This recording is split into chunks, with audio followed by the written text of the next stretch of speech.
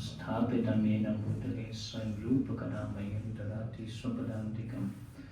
नमो विष्णुपादाय कृष्णपृष्ठाय भूतले श्रीमद् भक्तिवेदान्त स्वामीति नामिने। नमस्ते सरस्वती देवे गौरवाणी प्रचारिणे निर्विशेष शून्यवादी पाश्चात्य देशतारिणे वाञ्छकल्पतरुभ्यश्च कृपा सिन्धुभ्यैव च पतितनां पावनेभ्यो वैष्णवेभ्यो नमो नमः। श्री कृष्ण चैतन्य प्रभु नित्यानंद श्री अद्वैत गदाधर श्रीवासादि गौर भक्तवृंद। हरे कृष्ण कृष्ण कृष्ण हरे हरे, हरे राम राम राम हरे हरे। श्री कृष्ण पुस्तक अध्याय 4, कंस द्वारा उत्पीड़न। कंसा begins his persecutions।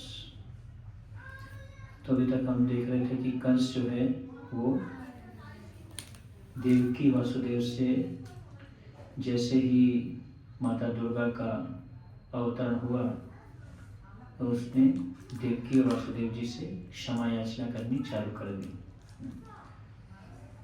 तो आगे प्रभुपाद जी बोल रहे हैं कि वासुदेव ने जो है इस मौके का फायदा उठाया, क्योंकि कंस जो है फिलॉसफी बोल रहा था, साइंस ऑफ सोल, आत्मा का ज्ञान दे रहा था, क्योंकि उसने देवकी और वासुदेव के 6 पुत्रों का वध कर दिया था। तो उस पर वो उनको शांत करने के लिए देवकी वासुदेव को उनको भगवद गीता का ज्ञान बता रहा था। तो इसी पॉइंट को पकड़ते हुए वासुदेव जी ने मौका उठाया और उन्होंने क्या बोला, informed Kamsa that his atheistic activities are also due to this misconception of life, namely taking the material body to be self. तो कंस के जो कार्यकलाप थे वो कैसे थे, नास्तिक थे। वासुदेव ने कंस की उदारता का लाभ उठाकर उसे बताया कि उसके नास्तिक कार्यकलाप भी इसी देहात्म बुद्धि से जने हैं।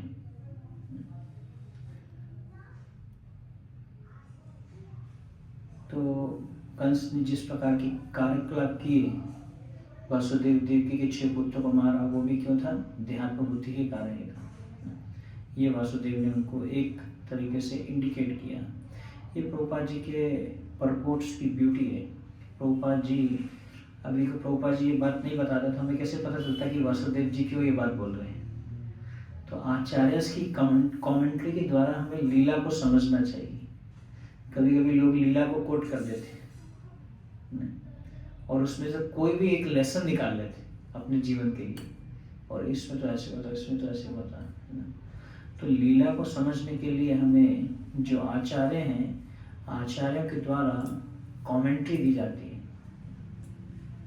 और वो जो कमेंट्री दी जाती है उनके हृदय में वो प्रकाशित होती है। दिव्य ज्ञान हृदय प्रकाशित है।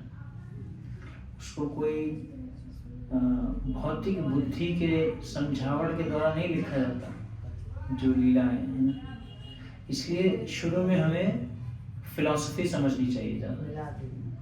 Religion without philosophy is a sentimentalism, philosophy without religion is a mental speculation. Religion without philosophy is a sentimentalism. अगर धर्म का पालन किया जा रहा है लेकिन उसमें फिलॉसफी नहीं है, तो लीला को लोग सुनते हैं ना, बड़ी बड़ी भागवत कथाएं होती हैं जिसमें लीलाएं बताई जाती हैं अलग अलग तरीके से, और कहीं कुछ तो म्यूजिकल भागवत कथा भी होती है। म्यूजिकल भागवत कथा होती है, उसमें अलग अलग बच्चों को कुछ ना कुछ एक कैरेक्टर बना के उस लीला को किया जाता है ना। लेकिन उसको सुनने के बाद में व्यक्ति के हृदय में परिवर्तन नहीं आता, ट्रांसफॉर्मेशन नहीं आता। तो जो लीला है, लीला के द्वारा जो लेसन है, जो शिक्षा है, वो हमें आचार्य बताते हैं। तो यहाँ पे बहुत सुंदर प्रभुपाद जी बता रहे हैं कि वासुदेव जी ने भी कंस की इस उदारता को, कि जिस प्रकार से वो उदारता दिखा रहा था, है ना, Vasudev took the opportunity of Kans' benevolence and informed him that his atheistic activities are also due to this misconception of life, namely taking the body to be the self. तो ये बात वासुदेव जी ने उसको इंडिकेट की कंस को। तो इसलिए धर्म का पालन हम कर रहे हैं, इसलिए प्रभुपाद जी ने बोला books are the basis. Philosophy बहुत जरूरी है। जब तक हम शास्त्र नहीं सुनेंगे तब तक हमारी भक्ति में एक सेंटिमेंटलिज्म रह जाता है। भक्ति सिर्फ सेंटिमेंटल प्लेटफॉर्म पे रहेगी, कोई भी चीज सेंटिमेंटल प्लेटफॉर्म पे है वो टिकेगी नहीं। उसके लिए जैसे हरिनाम का हम जप करते हैं, कुछ टाइम नए लोगों को हम बोलते हैं हरिनाम का जप को, लेकिन वो थोड़ा टाइम में उसको छोड़ देते हैं, क्योंकि उनके पास में कुछ फिलॉसफी नहीं है उसको फॉलो करने के लिए, उसके महत्व का ज्ञान नहीं है। इसलिए mode of goodness means performing actions in knowledge. Mode of goodness का सत्व गुण का सबसे इंपॉर्टेंट फीचर क्या होता है? ज्ञान। ज्ञान में कार्य करना। मैं क्यों कर रहा हूँ इसको, नाम जप क्यों कर रहा हूँ, हरिनाम का जप क्यों कर रहा हूँ, क्यों हमें मंगल आरती करना चाहिए, क्यों हमें हरिनाम का जप करना चाहिए। अगर ये स्ट्रांग नहीं है तो हम फिर क्या रहेंगे, कभी करेंगे कभी नहीं करेंगे, मन करेगा तो करेंगे, मन नहीं करेगा तो नहीं करेंगे। कई लोग बोलते हैं मन में ही कर लेते हैं जब, तो मन में ही खाओ, मन में ही सो, मन में ही सब करो, तो मन के दास हो गए। फिर हम भगवान की इच्छा से नहीं चल रहे, शास्त्र के अनुसार नहीं चल रहे। शास्त्र बोल रहा है इसलिए कर रहे हैं, शास्त्र वाक्य है, क्योंकि ये शास्त्र वाक्य है इसलिए हम इसको कर रहे हैं। चैतन्य महाप्रभु ने बोला ना कि पृथ्वी त्याचे नगर आदि ग्राम सर्वत्र प्रचार होई विमोहन, कली काले नाम रूपे कृष्ण अवतार। कलयुग में भगवान अपने नाम के रूप में आए हैं, तो इस बात को स्वीकार करना होगा हमें, श्रद्धा के साथ में। तो इसलिए धर्म का पालन अगर हम कर रहे हैं लेकिन फिलॉसफी को नहीं स्वीकार कर रहे, फिलॉसफी को एक्सेप्ट नहीं कर रहे, तो फिर हमारी भक्ति जो है वो कैसे रहेगी? घन तरल स्टेज। घन तरल मतलब कभी तो बहुत अच्छे से करेंगे, फिर कभी बिल्कुल डाउन हो जाएंगे, कभी बहुत अच्छे से करेंगे फिर डाउन हो जाएंगे, तो स्टेडी नहीं रहेगा, स्टेडीनेस नहीं रहेगा, साइन वेव्स की तरह रहेगा, ऊपर नीचे ऊपर नीचे। साइन वेव्स होते हैं ना, साइन वेव्स भक्ति। हार्ट अटैक, हार्ट के लिए चेक करते हैं ना, उसमें से ऊपर जाते हैं, कभी टुक टुक टुक ऊपर जाता है फिर नीचे आता, फिर ऊपर जाता फिर नीचे आता, फिर ऊपर जाता फिर नीचे आता, तो स्टेडीनेस, स्थिरता नहीं आएगी। तो religion without philosophy is a mental speculation. Philosophy है, लोग बड़े बड़े फिलोसफर्स होते हैं, बड़े बड़े फिलोसफर्स, मनोविज्ञानी जिसको कहते हैं ना, philosophy without religion is a mental speculation. वो पूरा मेंटल स्पेकुलेशन है। चार्वाक मुनि थे जैसे, फिलॉसफी बना दी, अपनी फिलॉसफी बना दी, यतोमत ततोपत, सब रास्ते एक ही उस पे जाते हैं स्थान पे। तो फिलॉसफी विदाउट रिलीजन, फिलॉसफी ले ली लेकिन धर्म का पालन नहीं कर रहे, कुछ प्रैक्टिस नहीं है, लेकिन बुक्स पढ़ रहे हैं, भगवद गीता का पूरा ज्ञान है, भगवद गीता बाय महात्मा गांधी, फिलॉसफी लिख दी एक बहुत बड़ी, तो फिर कुछ प्रैक्टिस है क्या? धर्म की प्रैक्टिस है क्या? धर्म के नियमों का पालन है क्या? ये बहुत जरूरी है। Religion without philosophy is a mental speculation, philosophy without religion is a mental speculation, religion without philosophy is a sentimentalism. तो धर्म का पालन लेकिन उसमें शास्त्र का ज्ञान नहीं है तो एक सेंटिमेंटल हो जाएगा। When Vasudev talked with Kansa in such an illuminating way, तो वासुदेव जी ने जब कंस से बात की, कंस जो है बहुत प्रसन्न हुए। And his guilt for killing his nephew subsided. With the permission of his sister Devaki and brother-in-law Vasudev, he returned to his home with a relieved mind. तो फिर वो एक शांत मन से वापस चले गए। लेकिन दूसरे दिन कंस ने क्या किया? But the next day, Kansa called all his counselors together and narrated to them all the incidents that had happened the night before. तो अपनी जो उसके एडवाइजर्स थे, उन एडवाइजर्स को बुलाया और उनको सब कुछ बताया। All the counselors of Kansa were demons and eternal enemies of the demigods. So they became depressed upon hearing their master speak of the night's events. And although they were not very much experienced or learned, they began to give instructions to Kansa as follows. तो उन्होंने, क्योंकि सारे के सारे गोपाल जी बोल रहे हैं, उनके जो एडवाइजर्स थे वो क्या थे? सारे के सारे राक्षस थे और देवताओं के दुश्मन थे। तो उन्होंने कंस को इस प्रकार से बताना चालू किया। Dear sir, let us now make arrangements to kill all children who were born within the last 10 days in all towns, countries, villages and pasturing grounds. तो उन्होंने क्या बोला? जितने भी बच्चे 10 दिन में पैदा हुए हैं आसपास में, उन सबका हम क्या करेंगे? वध करेंगे, को मार देंगे। Let us execute this plan indiscriminately. तो हमें ये जो प्लान है बहुत अच्छे, इसको इनडिस्क्रिमिनेटली उसको करना चाहिए।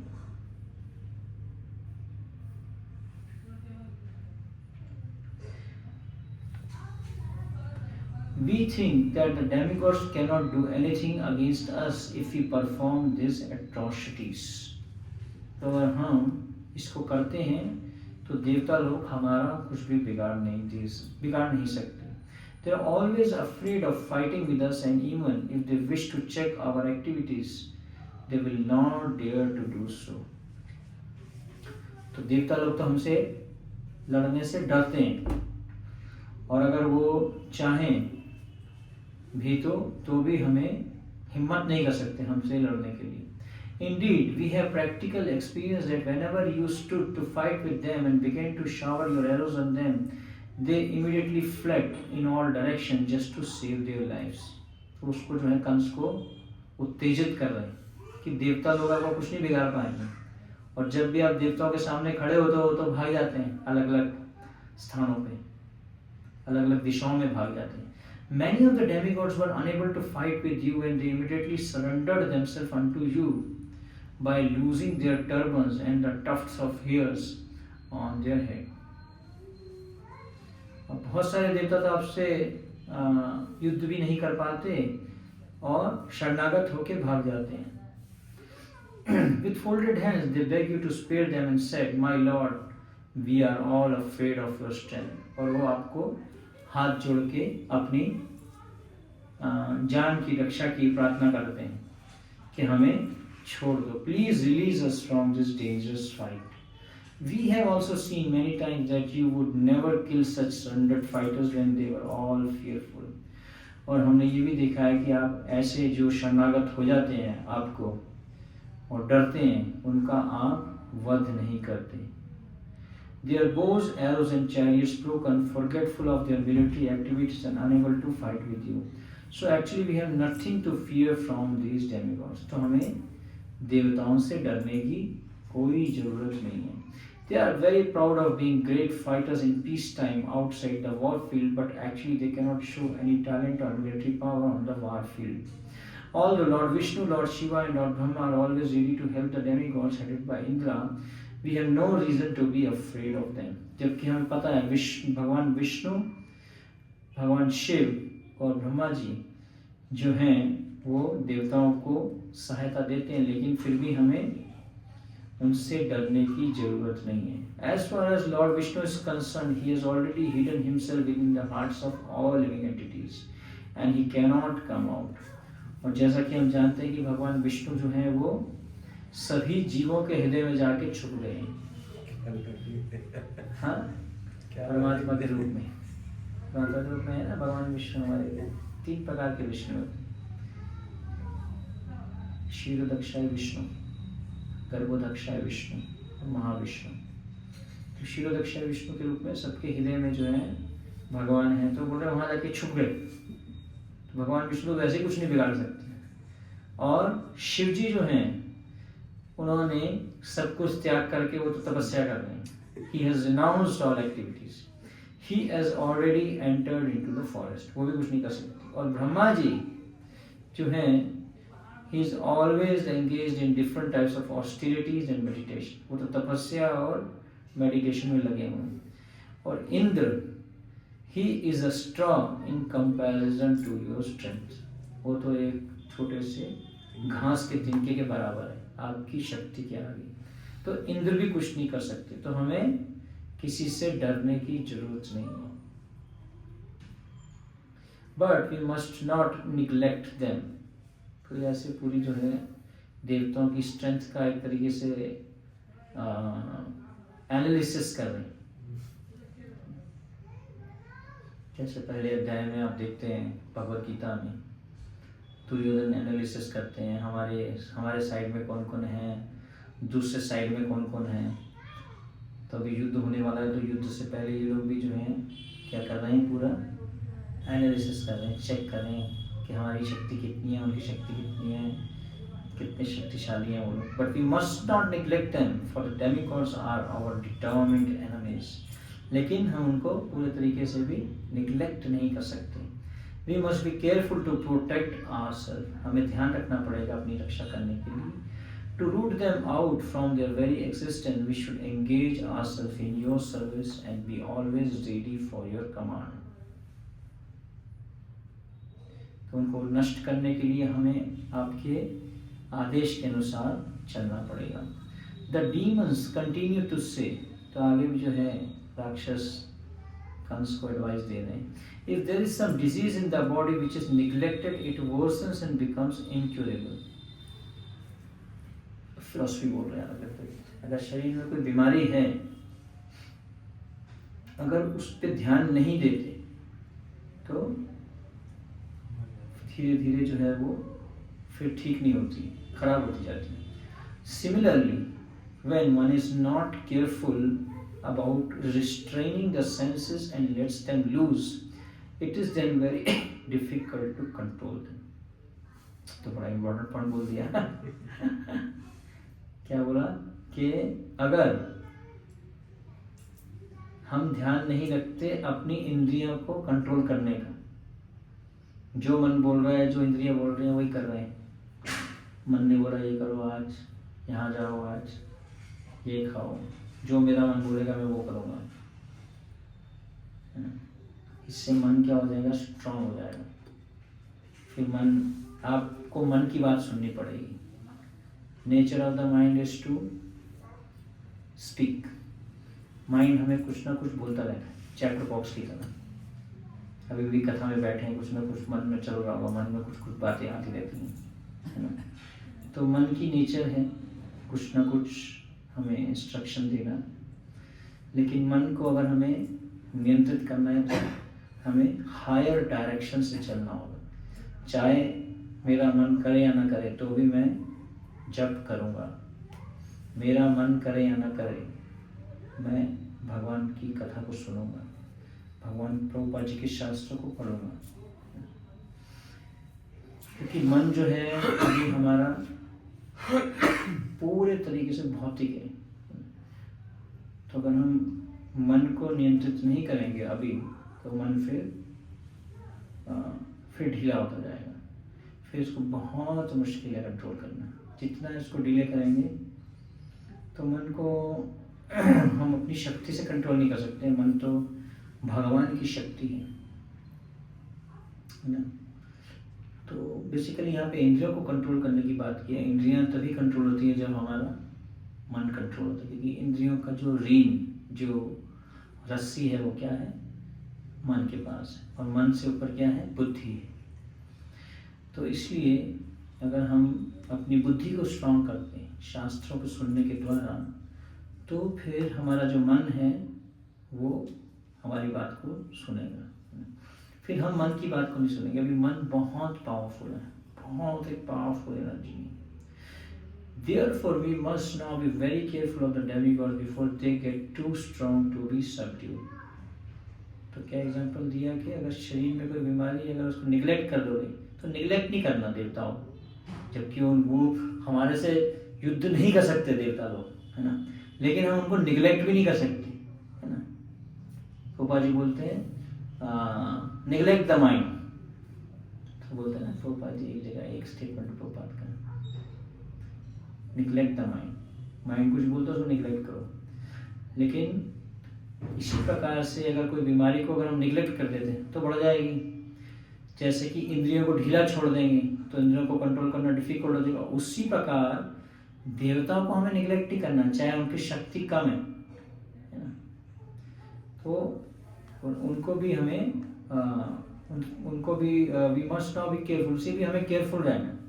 The foundation of the strength of demigods is Lord Vishnu, because the ultimate goal of all religious principle is to satisfy him.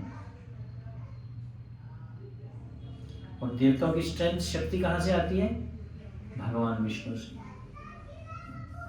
क्योंकि सारे धर्म के नियमों का जो उद्देश्य है वो क्या है? भगवान विष्णु की संतुष्टि। कौन बोल रहा है? राक्षस लोग बोल रहे हैं, कंस को। यहाँ पे क्या? The foundation of the strength of demigods is Lord Vishnu, because the ultimate goal of all religious principles is to satisfy him.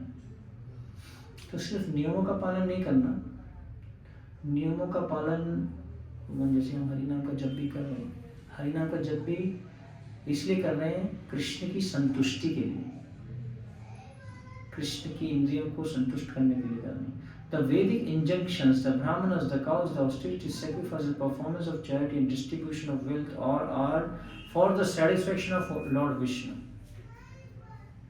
तो जितने भी शास्त्रों में नियम बताए गए, ब्राह्मण हैं, गाय हैं, तपस्या, त्याग, दान और डिस्ट्रीब्यूशन ऑफ वेल्थ, सभी किस लिए है?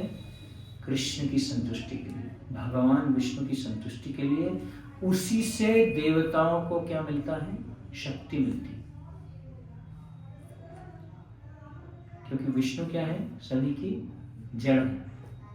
जड़ में पानी डालेंगे तो पूरा पेड़ हरा भरा होगा।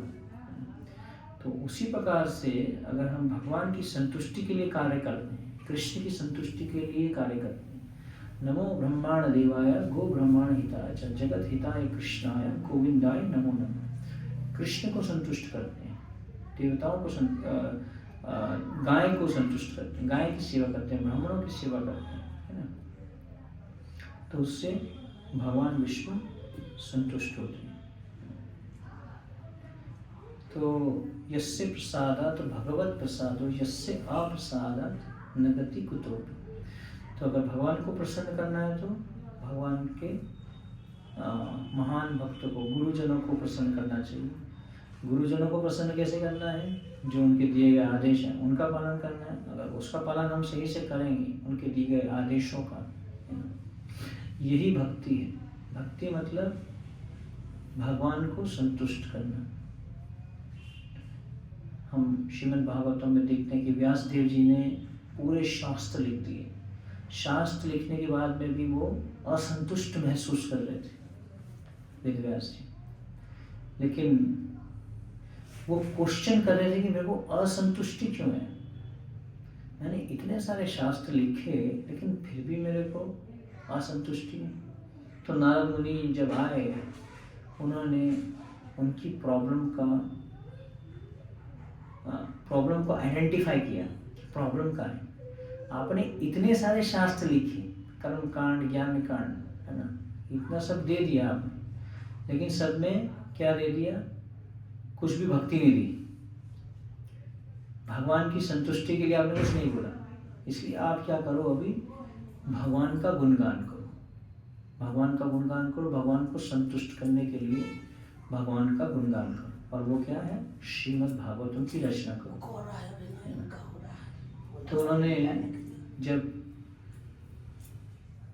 श्रीमद् भागवतम की रचना की, तब उनको संतुष्टि मिली। तो असली संतुष्टि किसमें है? जब हम भगवान को संतुष्ट करते हैं।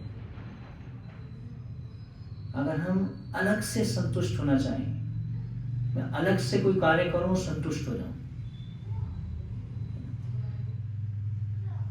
एक भक्त बोल रहे थे, हम भी एंजॉय करते हैं लेकिन वी एंजॉय विद कृष्ण। हम भी एंजॉय करते हैं लेकिन हम कृष्ण को संतुष्ट करते हैं, उससे हम एंजॉय करते हैं। कृष्ण को संतुष्ट करेंगे तो हमें भी एंजॉयमेंट मिलेगा। लेकिन हम इंडिपेंडेंटली भोगना चाहेंगे किसी चीज को, भोग नहीं पाएंगे ज़्यादा समय तक। तो इसलिए जीवन का जो गोल है, शास्त्र जितने भी हम स्टडी कर रहे हैं, जितने भी भक्ति कर रहे हैं, जितने भी नियमों का पालन कर रहे हैं, उसका उद्देश्य क्या होना चाहिए? भगवान कृष्ण की संतुष्टि होनी चाहिए। यस्मिन् तुष्टे जगत तुष्ट। भगवान को संतुष्ट करेंगे तो सभी को संतुष्ट कर पाएंगे।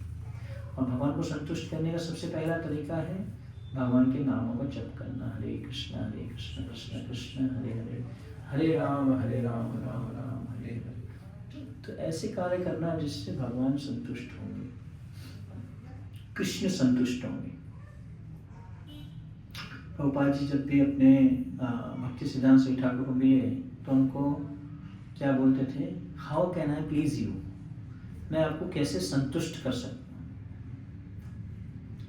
तो ये प्रभुपाद जी का फोकस था। तो प्रभुपाद जी बोलते हैं कि इसी के कारण जो है पूरी कृष्ण कॉन्शियस सोसाइटी बन गई, क्योंकि उनका उद्देश्य क्या था? व्यवसायात्मिका बुद्धि केह गुरुनंदन। उनका उद्देश्य था सिंगल पॉइंटेड इंटेलिजेंस। तो इसलिए अगर हम भगवान की संतुष्टि के लिए कार्य करेंगे तो हमें भी असली संतुष्टि मिलेगी। हरिनाम का जप इस तरीके से करें जैसे भगवान चाहते हैं, जब भगवान चाहते हैं, उस तरीके से नहीं जैसे मैं चाहता हूँ। मैं तो ऐसे चाहता हूँ, मैं तो ऐसे करना चाहता हूँ, मुझे तो ऐसे भक्ति करनी है। तो we have our own ideas of practicing Krishna consciousness. Bhakti is descending process. भक्ति जो है क्या है? डिसेंडिंग है। डिसेंडिंग मतलब आचार्य के द्वारा बताया गया किसी करना है, उसको हम अपने आइडिया से नहीं कर सकते कि नहीं बोलो ऐसे करना है। एक होता है कंफर्टेबल जोन में रह के भक्ति करना, एक होता है स्ट्रेच जोन में रह के भक्ति करना, और एक होता है पैनिक जोन में रह के भक्ति। तो पैनिक जोन तो बिल्कुल गलत है। कंफर्ट जोन से उठना है और स्ट्रेच जोन में आना है, ताकि हम थोड़ा स्ट्रेच होकर भक्ति करें, है ना। अगर हम रिलैक्स होकर भक्ति करना चाहेंगे तो फिर हमारे साक्षात्कार भी इतने जल्दी नहीं प्राप्त हो पाएंगे, रिलैक्स ही रहेंगे फिर, है ना। इसलिए we need association of good devotees. जब हमें अच्छे भक्तों का संग मिलता है, उससे हमें संग के द्वारा हमें उत्साह मिलता है, और उस उत्साह से हम उसको भक्ति को करना चाहिए, उस उत्साह को मेंटेन करना चाहिए। तो प्रभुपाद जी जो हैं संघ को अपने हृदय में कैरी करके लेके गए थे, एसोसिएशन को। इसलिए प्रभुपाद जी डेली सुबह में 2:30 बजे 1 बजे उठ जाते थे और रोज ट्रांसलेशन करते थे बुक्स का। रात को 1 बजे उठ के फिर नाम जप करते थे। तो कभी भी वो सुबह का टाइम मिस नहीं करते थे। तो कहने का अर्थ है कि जितने भी हम तपस्याएं कर रहे हैं, गाय की सेवा कर रहे हैं, ब्राह्मणों की सेवा कर रहे हैं, है ना, सब कुछ किस उद्देश्य से करना चाहिए? भगवान विष्णु की संतुष्टि के लिए। मैं संतुष्ट हूँ या नहीं हूँ उससे मतलब नहीं है। देवकी वासुदेव ने कृष्ण को जन्म दिया, कहीं तीन जन्मों के बाद में भगवान कृष्ण आए और उनको इतने दुख भोगने पड़े, इतनी तपस्याएं करनी पड़ी, फिर भगवान कृष्ण चले गए उनको छोड़ के तुरंत जन्म होते ही, है ना। तो लेकिन उन्होंने ये नहीं कहा कि अरे हमने तो इतनी तपस्या की आपको प्राप्त करने के लिए। तो उन्होंने ये देखा भगवान किस में संतुष्ट है। भगवान को किससे संतुष्टि मिलेगी? हम दुख भोग रहे हैं, अरे हमें छोड़ के आप जा रहे हो, जेल में हम पड़े हैं, आप हमें छोड़ के चले गए, हमारे पास में क्यों नहीं रहे? आप तो इतने शक्तिशाली, आप चाहते तो आप कंस को एक बार में मार सकते हो, लेकिन फिर भी भगवान चले गए। तो कहने का पॉइंट ये है कि भगवान जो है हमें टेस्ट करते हैं अलग अलग परिस्थितियों में। Difficulties are test of Krishna. सर्दी बढ़ जाती है, अभी जैसे सर्दी चल रही है, लेजी हो जाते हैं लोग, रजाई से निकलते नहीं, ठंडी लग रही है, सुबह कौन उठेगा, कौन जब करेगा, है ना। लेकिन अगर हम इंस्ट्रक्शन से कनेक्ट करेंगे कि इंस्ट्रक्शन है, इंस्ट्रक्शन दिया गया, इस इंस्ट्रक्शन को, इस आदेश को मुझे पालन करना है, तो हम फिर दिव्य प्लेटफॉर्म पे चले जाएंगे। तमोगुण, रजोगुण, सतोगुण से उठ के सीधा कहाँ चले जाएंगे? Transcendental platform. इसको कहते हैं elevator. Instruction is like a elevator, है ना। वो रेलवे स्टेशन पे जाते तो एक बस पहले उस पर पाँव रखना है आपको और खट से ऊपर चले जाएंगे। एक बार शारदानंद महाराज जा रहे थे, ऐसे एलिवेटर से जा रहे थे, लेकिन उनके साथ में उनके जो सर्वेंट थे वो सीढ़ी से चढ़ के जा रहे थे। तो महाराज बोले कि तुम क्या कर्म ज्ञान की सीढ़ी क्यों चढ़ रहे हो? यहाँ एलिवेटर प्रोग्राम चल रहा है, इस पे उससे क्यों जा रहे हो? सीढ़ी मतलब एक एक कर्म कांड, ज्ञान कांड, उपासना कांड, ऐसे करके धीरे धीरे करके ऊपर चढ़ रहे। तो पॉइंट ये है कि जब एलिवेटर है ना, तो वो एलिवेटर है गुरु के दिए गए आदेश। जब प्रभुपाद जी विदेश में लैंड किए तो उन्होंने देखा कि रोज लोग जो हैं रजोगुण और तमोगुण में लिप्त हैं पूरे तरीके से। मैं कैसे इनको ज्ञान का प्रचार करूँगा, कैसे मैं इनको अपलिफ्ट करूँगा? ये तो पूरे डूबे हुए हैं तमोगुण और रजोगुण में। सबसे ज़्यादा तो तमोगुण में थे, हिप्पिस तो पूरे तमोगुण में थे, और अकेले प्रभुपाद जी 70 साल का व्यक्ति, लेकिन उनके पास में क्या था? एलिवेटर शक्ति थी उनके पास में, गुरु का आदेश था, उससे वो कनेक्ट कर देते। तो कभी भी हमें भक्ति में उत्साह नहीं मिलता तो we have to connect to the instruction of acharyas, Srila Prabhupad and वर्तमान आचार्यस एंड गुरुजन, गुरु वैष्णव, शास्त्र के इंस्ट्रक्शन से कनेक्ट करना। तो उससे कनेक्ट करेंगे तो फिर हम भक्ति में कभी भी साइन वेव्स वाली भक्ति में नहीं जाएंगे। तो साइन वेव्स वाली भक्ति से ऊपर उठना है तो we have to connect to the instruction. लेकिन instruction is like a seed. वो क्या है? एक बीज के समान, और उसमें हमें रेगुलर क्या करना है? जल डालना है। और वो जल क्या है? श्रवण और कीर्तन। श्रवण कीर्तन करे जलय सिंचन। उस जल के द्वारा उसको जो है हमें बढ़ाना है, उस आदेश का पालन करके। तो व्यासदेव जी को नारद मुनि ने सिर्फ यही एक इंस्ट्रक्शन दी। लेकिन जब व्यासदेव जी को इंस्ट्रक्शन मिली कि श्रीमद् भागवतम लिखो, और उन्होंने एक्चुअली में एग्जैक्टली ऐसा नहीं बोला श्रीमद् भागवतम में, उन्होंने बोला कि you have not sufficiently glorified Krishna. आपने सफिशिएंट तरीके से भगवान का गुणगान क्यों नहीं किया? ये बात पे तो उन्होंने इस बात पे विचार करते हुए जो है श्रीमद् भागवतम का जो सीड था, उस सीड को, उस बीज को उन्होंने क्या किया? डेवलप किया, किसमें? एक ब्यूटीफुल ट्री में, श्रीमद् भागवतम। वहां से प्रभुपाद जी को भी सिर्फ इतना ही, भक्ति सिद्धांत श्री ठाकुर ने इतना आज दे दिया कि जब भी आपके पास में टाइम हो, आप जो है अंग्रेजी भाषा में जो है कृष्ण भावनामृत का प्रचार करो, ऐसा आदेश दिया। और जब भी आपके पास में धन हो, आप बुक्स को प्रिंट करो। बस 2 बातें बोली, और भक्ति सिद्धांत ने डिटेल्स नहीं बोली थी।